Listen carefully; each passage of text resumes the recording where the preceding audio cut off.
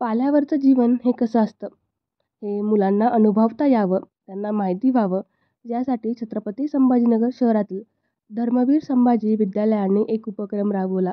येथील शिक्षकांनी मिळून विद्यार्थ्यांना पाल्यावरचं जीवन जगता यावं, यासाठी शाळेमध्ये तसा सेटअप तयार केला. त्यात मुलांना सहभागी व्हायला लावलं, त्यांना स्वयंपाक देखील बनवायला लावला. आज आपण या ठिकाणी आलेलो आहोत. जाणून घेऊयात ह्या शाळेला ही संकल्पना कशी सुचली व या मुलांना यामध्ये सहभागी होऊन कसं वाटलं ते.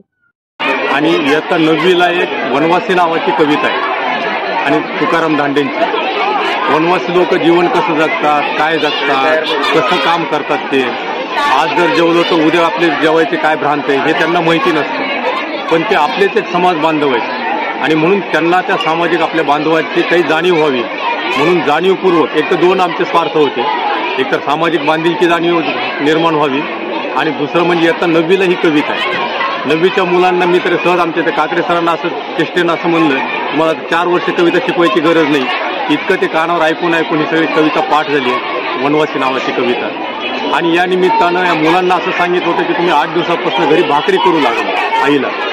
त्यानिमित्तानं घरातल्या जबाबदारीची जाणीव होईल, घरामध्ये आईला किती काम पडतं, आपण किती राडा करतो याची जाणीव झाली पाहिजे. आणि म्हणून मुलं 8 दिवसापासून घरी भाकरी करतायत आणि आज सकाळी 8 वाजल्यापासून रोज लगबग चालू आहे त्यांची. कुणी पाल बांधतंय, कुणी साड्या टाकतंय, कुणी तोरणं लावलेत, कुणी रांगोळ्या काढल्या आहेत, देवघर तयार निर्माण केलं.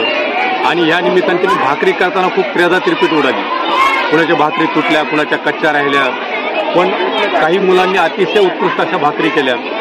आणि आम्ही दुसऱ्या मेनू करायला परवानगी नव्हती. भाकरी, ठेचा आणि वांग्याचं भरीत आणि पिठलं असं खूप सुंदर अशा पद्धतीनं आम्ही सगळ्या मुलांनी केलं.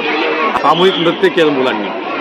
म्हणजे कुठल्या तरी पिक्चरच्या गाण्यावर धांगडधिंगा करण्यापेक्षा या वनवासी नावाच्या कवितेवर आत्ताच्या मुलांनी अतिशय उत्कृष्ट अशा प्रकारचं इथं गीत आपल्यासमोर सादर केलं. कवितेमध्ये एक असं उल्लेख आहे, उंबरमाळ म्हणजे हा कळसुबाईच्या शिखराचा जो डोंगर रांग आहे, तिथं त्या डोंगर रांगाच्या पलीकडं उंबराच्या माळ आहे आणि तिथं काही वनवासी लोक आपलं जीवन व्यतीत करतायत. म्हणून आम्ही या पालाला सुद्धा मुद्दाम जाणीवपूर्वक नाव दिलं, उंबराची माळ. या शाळेत उपक्रम सादर केला. त्या उपक्रमाचे नाव आहे पालावरचे जीवन. त्या उपक्रमामध्ये मीही सहभाग घेतलेला होता.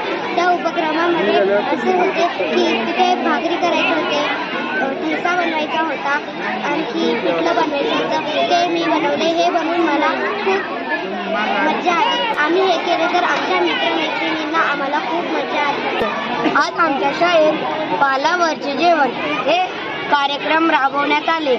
यात मी जी कविता आहे त्यावर नृत्य केलं आणि मी ते नृत्य व भाकरी केल्या.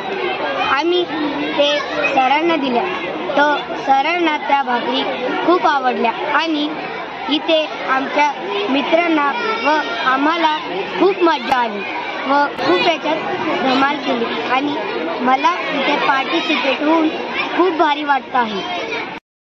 या ठिकाणी सहभागी होऊन मुलांना खूप आनंद झाला. त्यांनी जीवन जगलं. त्यांनी छान छान पदार्थ बनवून आपल्या शिक्षकांना खाऊ घातले. Apurva Talnikar, news 18 local, Chhatrapati Sambhajinagar.